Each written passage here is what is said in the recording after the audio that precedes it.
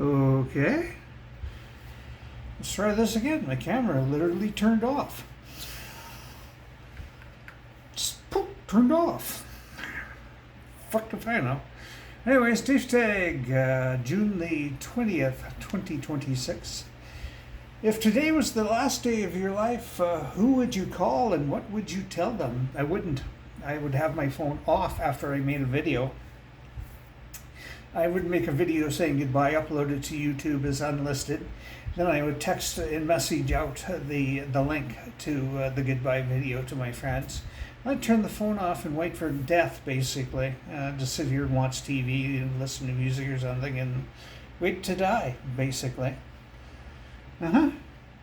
I would want the emotional stress in my final hours of waiting, talking to somebody about it, and having them freak out and shit, you know?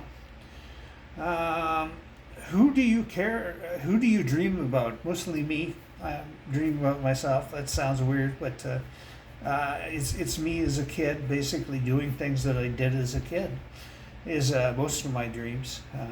So, you know. Sometimes I dream about my parents, my family, my brother, but often it's myself. So, dream about pets now and then too, pets that I used to have. What do you have trouble seeing clearly in your mind? White people need $1 billion. White people need $1 trillion. How much is enough for you? I mean, there's literally not enough for these people. They can't have enough. They cannot be satiated. It's not possible, and I cannot understand this mentality. I can't. I don't get it. I answered this as question of the day, and somebody said, "You're just jealous." And I'm like, no fucking way. I'd like to be comfortable. I would like to have enough that I wouldn't have to worry about money ever again.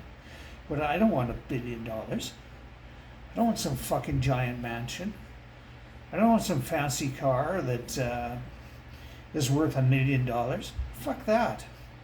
I want to help people is what I want to do. I want to have enough that I can be comfortable and that I can help people.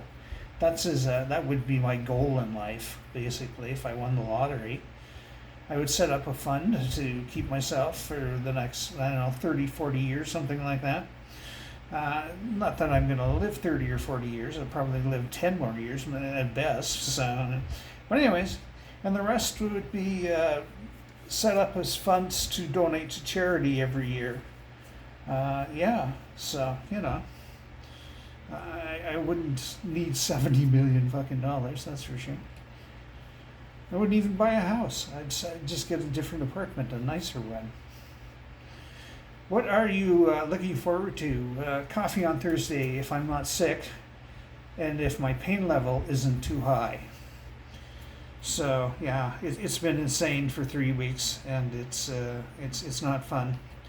What is your number one thing you want to accomplish before you die? There isn't one. I don't have any bucket list. I don't have any goals or aspirations. I just live day to day, basically. I'm happy enough. I'm content with my life. I'm in a lot of pain. I'm very crippled up. I'm probably going to end up in home in the next 10 years. But I'm content. I like my life. I like me. I like my life. So I don't need goals to be happy, basically, to keep me on track and all that bullshit. My life is fine the way it is, mostly. Money is always a problem, but, you know, whatever. When is love a weakness? When you love somebody who is bad for you, when they're harmful to you, when they don't love you back. You love a narcissist, for example. That's just harmful to you. It's a detriment to your well-being. So that's a weakness for sure. When you're loving somebody that doesn't reciprocate, it's definitely a weakness. When you're loving somebody that's abusive, it's definitely a weakness. You know. What has been the most terrifying moment of your life thus far? having a gun pointed at me, a loaded gun pointed at me. I had a rifle pointed at me by an insane person one time. But I didn't freak out outwardly. I was freaking out inside, but I kept calm outside. I looked calm anyways, and the inside it was like taking a shit, but yeah, that was the most terrifying moment of my life, to say the least. So, yeah. Anyways, have a good one. Keep smiling.